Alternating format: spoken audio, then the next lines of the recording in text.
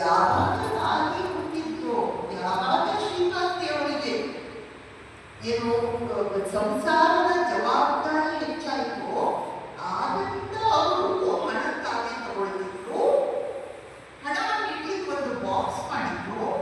ಹಳೆ ಕಾಲದ ಪೆಟ್ಟಿಗೆ ನೋಡಿರ್ತೀರಲ್ಲ, ಅಲ್ಯೂಮಿನಿಯಂ ಪೆಟ್ಟಿಗೆ, ಸಣ್ಣ ಪೆಟ್ಟಿಗೆ. ಆ ಪೆಟ್ಟಿಗೆಯಲ್ಲಿ ಶ್ರೀಮಂತಿಯವರು ಹಣ ಹಾಕಿಡ್ತಾ ಇದ್ರು. ಆದರೆ ಶ್ರೀಮಂತಿಯವರು ಯಾವತ್ತೂ ಆ ಬಾಕ್ಸ್ ಅಲ್ಲಿ ಎಷ್ಟು ಹಣ ಇದೆ ಅಂತ ಲೆಕ್ಕ ಮಾಡಿದವರಲ್ಲ.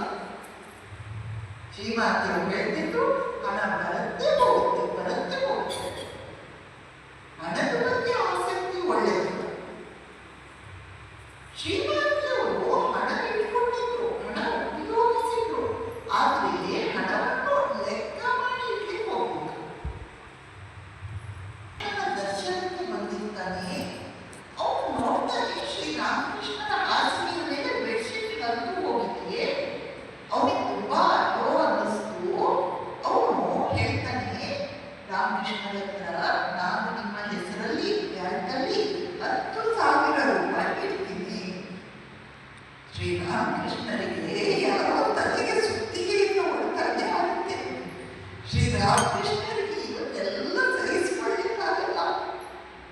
ಶ್ರೀರಾಮಕೃಷ್ಣರು ಮತ್ತೆ ಮತ್ತೆ ಬೇಡ ಅಂತ ಹೇಳಿದ್ರು. ಕಡೆಗೆ ಅವನು ಒತ್ತಾಯಿಸಿದಾಗ ಶ್ರೀರಾಮಕೃಷ್ಣರು ಶ್ರೀಮಾತೆಯವರನ್ನು ಕರೆದರು.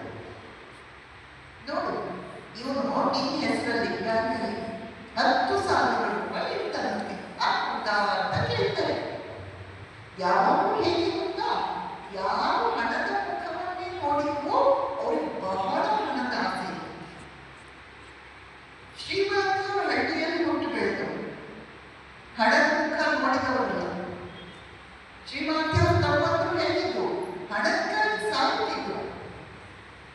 ಅಂಥ ವಾತಾವರಣದಲ್ಲಿ ಹುಟ್ಟಿ ಬೆಳೆದ ಶ್ರೀಮಂತಿಯವರು ಯಾರು ಹಣದ ಮುಖವನ್ನೇ ನೋಡಿದ್ರು, ಅಂಥ ಶ್ರೀಮಂತಿಯವರು ಹೇಳ್ತಾರೆ, ನನಗೆ 10,000